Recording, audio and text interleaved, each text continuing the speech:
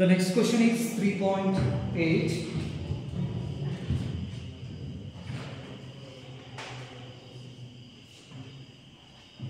A storage battery of EMF 8.0 volt and internal resistance 0.5 ohm is being charged by 120 volt DC supply using a series resistor of 15.5 ohm. What is the terminal voltage of the battery during charging? What is the purpose of having a series resistors in the charging circuit ಅಂತಿದೆ. So ಹಾಗಾದ್ರೆ ಇಲ್ಲಿ ಒಂದು 120 voltage DC supply ಇಂದ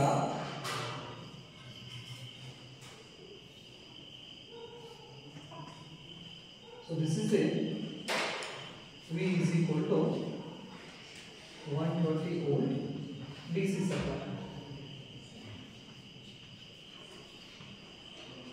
ಈ 120 volt DC supply ಇಂದ ಇನ್ನೊಂದು shell ಎಷ್ಟು 8 volt ಅದು. ಅಂದ್ರೆ ಈಗ ಬ್ಯಾಟರಿ ಚಾರ್ಜ್ ಮಾಡ್ತಾರೆ ನೋಡಿ, ಬ್ಯಾಟರಿ ಏನಪ್ಪಾ ಅಂತ ಹೇಳಿದ್ರೆ ಚಾರ್ಜ್ ಹೋಗಿದ್ದಪ್ಪ ಅಂತ ಹೇಳಿದ್ರೆ ನಾವು ಚಾರ್ಜಿಂಗ್ ಕೊಟ್ಬಿಡ್ತೀವಿ, ಬ್ಯಾಟರಿ ಚಾರ್ಜ್ ಮಾಡಿಸ್ಕೊಂಡ್ಬಿಡ್ತೀವಲ್ಲ, ಆ ಪ್ರೊಸೆಸ್. ಮೇನ್ ಸೋರ್ಸ್ ಎಷ್ಟು 220 ವೋಲ್ಟ್ ಐತಿ. ಹಾಗಾದ್ರೆ ನಮ್ಮದು ಬ್ಯಾಟರಿ ಇರೋದು ಎಷ್ಟು volt 8 volt.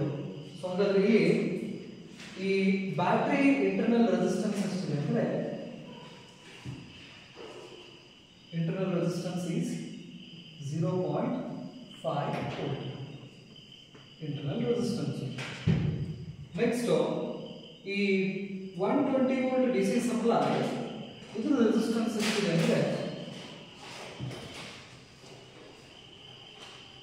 15.5 ohm.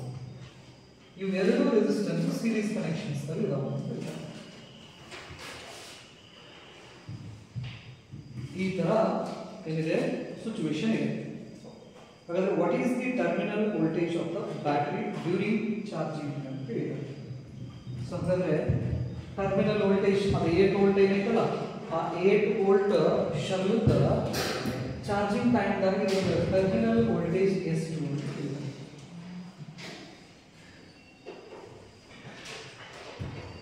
This is the situation. ನೋಡ್ರಿ ಮಾಡ್ತಾರೆ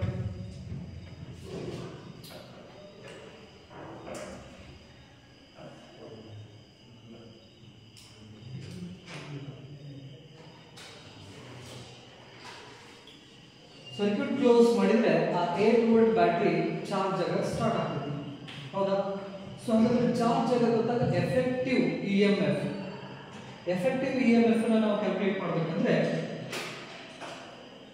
ಆ ಹೈ ವೋಲ್ಟೇಜ್ ಏನು ಬ್ಯಾಟರಿ ವೋಲ್ಟೇಜ್ ಇದೆಯಲ್ಲ ಅದ್ರ ಒಳಗಡೆ ನಾವು ಕನೆಕ್ಟ್ ಮಾಡಿದ ಶೆಲ್ ವೋಲ್ಟೇಜ್ ನಾವೇನು ಮಾಡಬೇಕು, ಸಬ್ಟ್ರಾಕ್ಟ್ ಮಾಡಬೇಕು. ಅವಾಗ ನಮಗೆ ಎಫೆಕ್ಟಿವ್ EMF ಸಿಗ್ತದೆ ಡ್ಯೂರಿಂಗ್ ದ ಚಾರ್ಜಿಂಗ್. ಕೆಳಗಡೆ ಒಂದು ಲೈನ್ ಬರ್ತೀವಿ. Since the battery is being charged,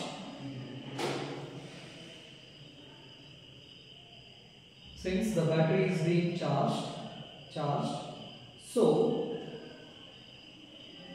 effective EMF in the circuit, effective EMF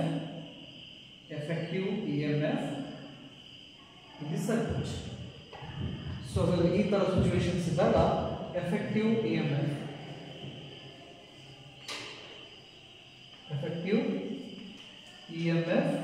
in the circuit.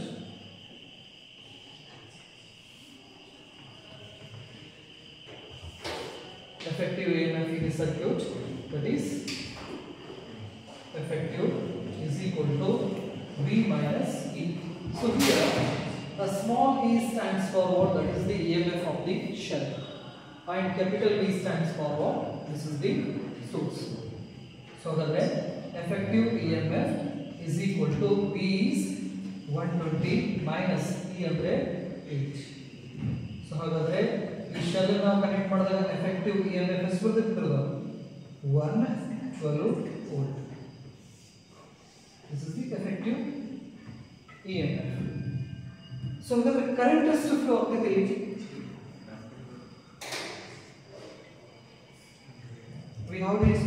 current. Current is equal to EMF divided by total resistance. So EMF ಇದ್ದಲ್ಲಿ effective EMF ತಗೋಬೇಕಾ? So ಹಾಗಾದ್ರೆ effective EMF ಎಷ್ಟು?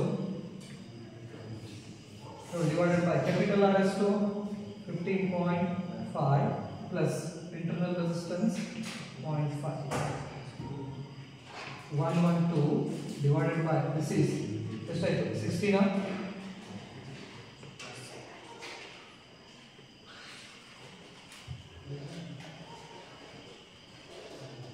Just one more.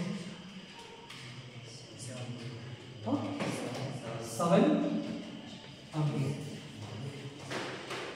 ಹಾಗಾದ್ರೆ circuit ಒಳಗಡೆ current ಎಷ್ಟು flow ಆಗುತ್ತದೆ ಈಗ 7 ampere current flow ಆಗುತ್ತದೆ.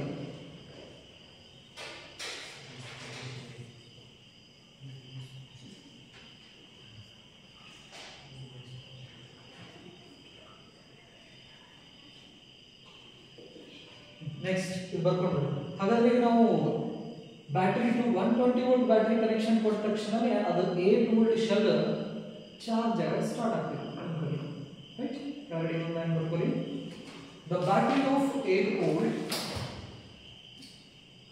the battery of 8 volt is being charged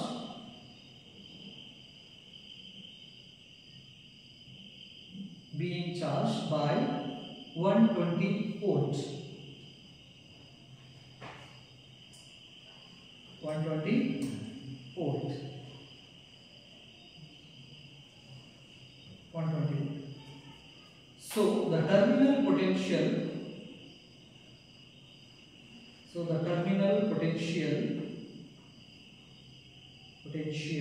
difference across the battery. The terminal potential difference across the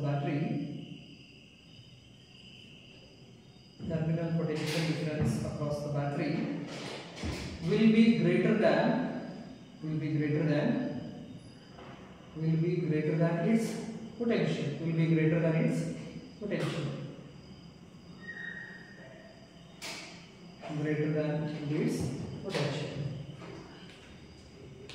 so ಹಾಗಾದ್ರೆ ಈ ತರ ಕನೆಕ್ಷನ್ ಮಾಡಿದ್ರೆ ಏನಿದೆಯಲ್ಲ ಈ ಶೆಲ್ ವೋಲ್ಟೇಜ್ 8 ವೋಲ್ಟ್ ಇದೆ. ಸೊ ಹಾಗಾದ್ರೆ ಇದು ಚಾರ್ಜ್ ಆಗಬೇಕಂದ್ರೆ ಇದು ಎಕ್ಸ್ಟರ್ನಲ್ ಏನಿದೆಯಲ್ಲ potential difference must be greater than this point.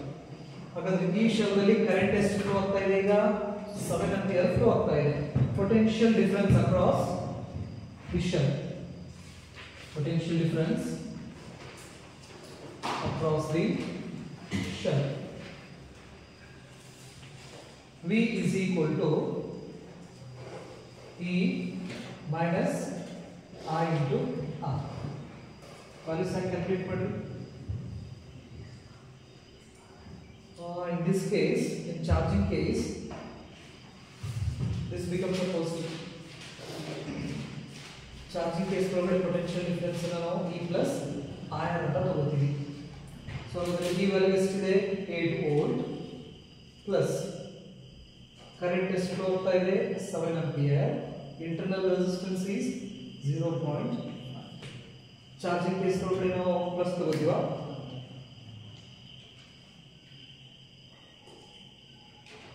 Discharging case ನಲ್ಲಿ ನೆಗೆಟಿವ್ ಬರ್ತದೆ. ಚಾರ್ಜಿಂಗ್ ಕೇಸ್ ಒಳಗಡೆ E plus I. ಅದರ ವ್ಯಾಲ್ಯೂ ಎಷ್ಟು ನೋಡಿದ್ರೆ ನಾವು 8 plus this is 3.5. this becomes 11.5 ohm. So the terminal potential difference across that shell is 11.5 volt.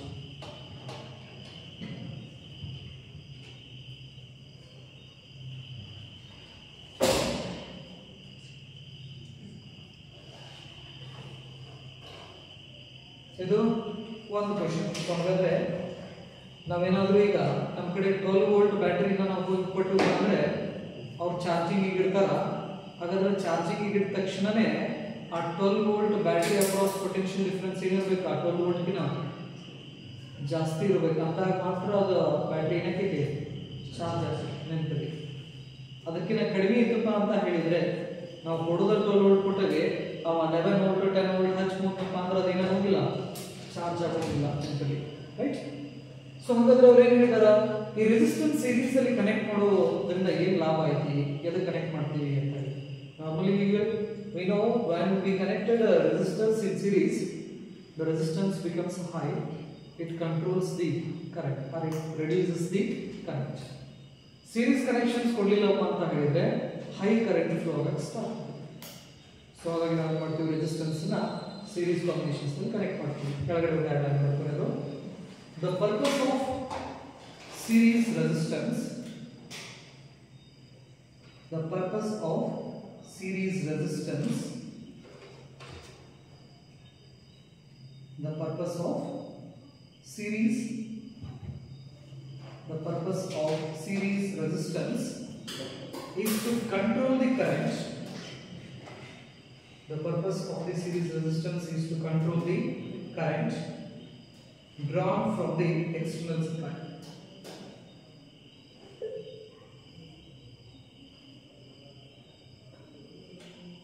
The purpose of the series resistance is to control the current drawn from the external supply.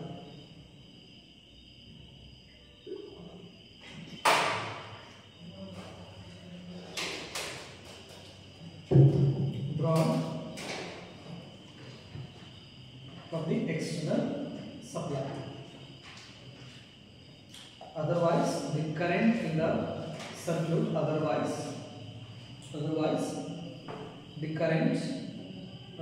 the current in the circuit will be very high. Otherwise, the current in the circuit will be very high. Circuit will be very high. So this is a 3.8 question.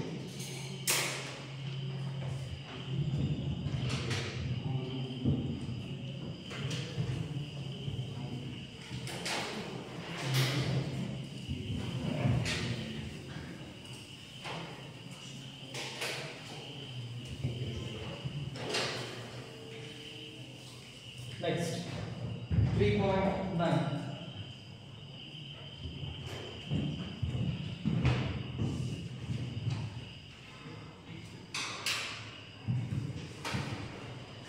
The number density of free electrons in a copper conductor estimated in example 3.1 is 8.5 into 10 to the power 28 per meter cube.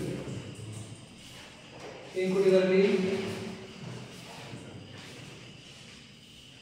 ಒಂದು copper ಕೊಟ್ಟಾರೆ. Okay, so ಹಾಗಾದ್ರೆ ಇದರ number density ಎಷ್ಟಿದೆ, 8.5 into 10 to the power 28.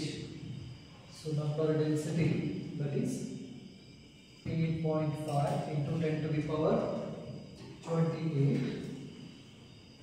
per meter cube. Next, how long does an electron take to drift from one end of the wire 3 meter long? So ಹಾಗಾದ್ರೆ length is equal to ಎಷ್ಟಿದೆ, 3.0 meter ಇದೆ, long to its other end. ಹಾಗಾದ್ರೆ ಒಂದು free electron ಈ ಎಂಡಿಂದ drift ಆಗಿ ಈ ಎಂಡಿಗೆ ಬರಬೇಕಂತೆ. ಈ ಎಂಡಿಂದ ಈ ಎಂಡಿಗೆ ಹಿಂಗರ ತಗೋರಿ, ಹಿಂಗರ ತಗೋರಿ. So it is connected to a shell arm by long. The area of cross section of the wire is, so ಹಾಗಾದ್ರೆ area of cross section ಇರುತ್ತೆ wire ಅದು is equal to 2.0 into 10 to the power minus 6 meters, and it is carrying a current of, this is carrying a current of 3.0.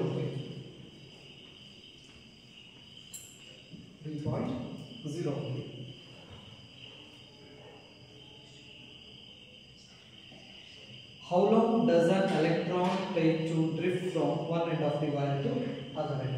So how long ಅಂತ ಹೇಳಿದ್ರೆ we have to calculate what? ಈ electron ಈ ಎಂಡಿಂದ ಈ ಎಂಡಿಗೆ ಬರಬೇಕಂದ್ರೆ ಎಷ್ಟು time ತಗೋತೈತೆ ಅಂದ್ರೆ 3 meter length cover ಮಾಡಬೇಕಂದ್ರೆ ಎಲೆಕ್ಟ್ರಾನು ಎಷ್ಟು ಟೈಮ್ ತಗೋತೈತಿ ಕ್ಯಾಲ್ಕುಲೇಟ್ ಮಾಡಿ ಅಂತ ಹೇಳಿದ್ದಾರೆ. ನೋಡ್ರಿ, ಲೆಂತ್ ಕೊಟ್ಟಿದ್ದಾರೆ, ಏರಿಯಾ ಆಫ್ ಕ್ರಾಸ್ ಸೆಕ್ಷನ್ ಕೊಟ್ಟಿದ್ದಾರೆ, ಎನ್ ಕೊಟ್ಟಿದ್ದಾರೆ. How to calculate what time.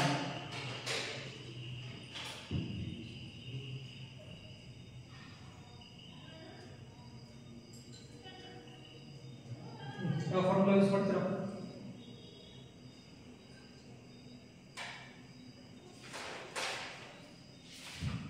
So we have the expression of velocity. Velocity is equal to general expression ನಮಗೆ ಗೊತ್ತಿದೆ ಏನು? Velocity is equal to distance divided by time. ಹಾಗಾದ್ರೆ ಇದು velocity vd ಅಲ್ಲ, drift velocity. Distance ಅಂದ್ರೆ ಎಷ್ಟು cover ಮಾಡಬೇಕು? ಅದು L ಕವರ್ ಮಾಡಬೇಕು t ಟೈಮ್ ಅಲ್ಲಿ. ನಮಗೆ ಏನು ಕೇಳಿದಾರೆ ಅವರು?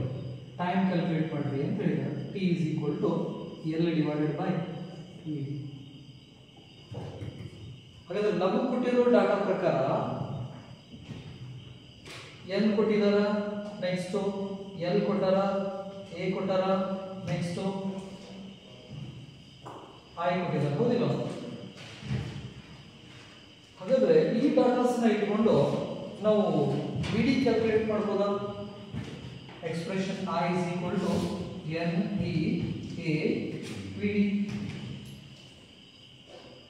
vd is equal to I divided by n e a. So ಹಾಗಾದ್ರೆ I ವ್ಯಾಲ್ಯೂ ಎಷ್ಟಿದೆ? 3 ಆಂಪಿಯರ್. n ವ್ಯಾಲ್ಯೂ ಎಷ್ಟಿದೆ? 8.5 into 10 to the power 28.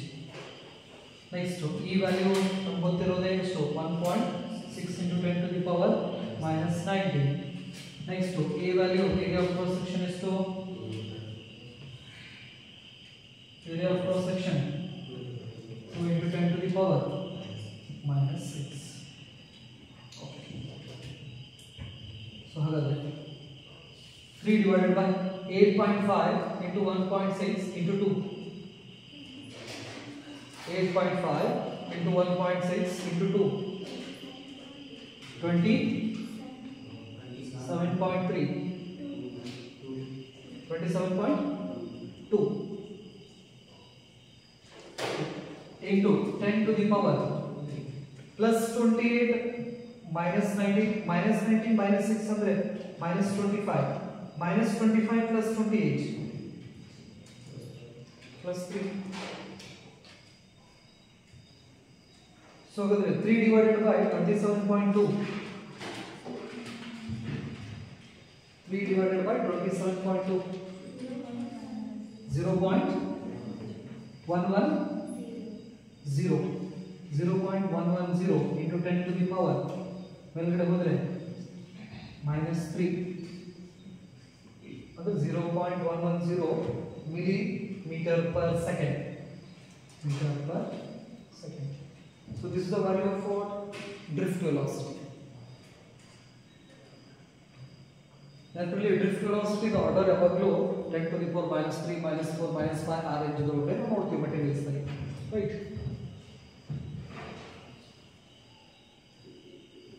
Drift velocity ಗೊತ್ತಾಯ್ತು. ಈ ಈಕ್ವೇಷನ್ಸ್ ಅನ್ನು ಯೂಸ್ ಮಾಡ್ತೀವಿ. ಈಕ್ವೇಷನ್ 1 ಅಂತ ತಗೊಂಡ್ರೆ equation 1 becomes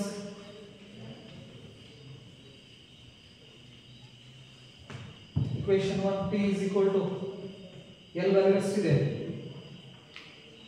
length of the wire 3 meter divided by the drift velocity is 0.110 into 10 to the power minus 3. So the t is equal to 3 divided by 0.110 ಎಷ್ಟು? 27.327 ಇಲ್ಲಿ ಬರ್ತದೆ, ಇದು ಉಲ್ಟಾ ಮಾಡಿದ್ರೆ, ರೈಟ್? ಸೊ ಹಾಗಾದ್ರೆ into 10 to the power plus 3 second. So ಹಾಗಾದ್ರೆ plus 3 ಇರೋದ್ರಿಂದ shift ಮಾಡಿದ್ರೆ 27 to second. Convert ಮಾಡಿರೋದು power in 60 minutes into 60 seconds divided by 60 into 60.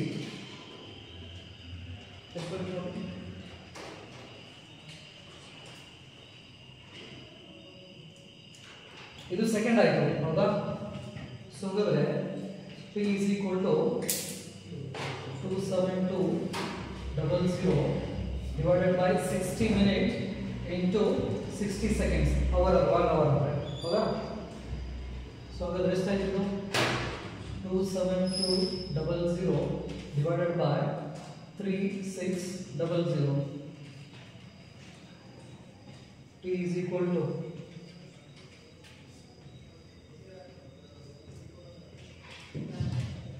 272 divided by 36. ಎಷ್ಟು 7.5 hours. 7.5 ಅಷ್ಟೇನಾ. ಸೊ ಹಾಗಾದ್ರೆ 7 hours 50 minutes ಎಷ್ಟು 7 hour 50 minute time ತಗೋತೈತೆ electron.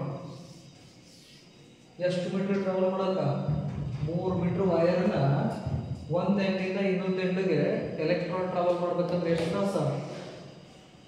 Copper ವೈರ್ದಲ್ಲ ಇದು simply. ಈ ಕಾಪರ್ ವೈರ್ದಾಗನ 7 ತಾಸು 50 ನಿಮಿಷ ಅಂದ್ರೆ 6 ತಾಸು ಲೆಕ್ಕ ಆಗ್ತದೆ. ಎಷ್ಟು 8 ತಾಸು 7 ಅವರ್ 50 ಮಿನಿಟ್ಸ್ ಅಂದ್ರೆ 8 ತಾಸಿನ ಲೆಕ್ಕ ಆಗ್ತದೆ. ಅಂದ್ರೆ ಕಾಪರ್ ವೈರ್ದಾಗ ಒಂದು ಎಲೆಕ್ಟ್ರಾನ್ ಒಂದು ಎಂಡಿಂದ ಇನ್ನೊಂದು ಎಂಡ್ 3 ಮೀಟರ್ಗೆ ಆಯಿತು ರೈಟ್. ಹಾಗಾದ್ರೆ 1 ಮೀಟರ್ಗೆ ಎಷ್ಟಾಗ್ತದೆ ನೋಡೋದು ಡಿವೈಡೆಡ್ ಬೈ 3 ಮಾಡಿದ್ರೆ 7.5 ಡಿವೈಡೆಡ್ ಬೈ 3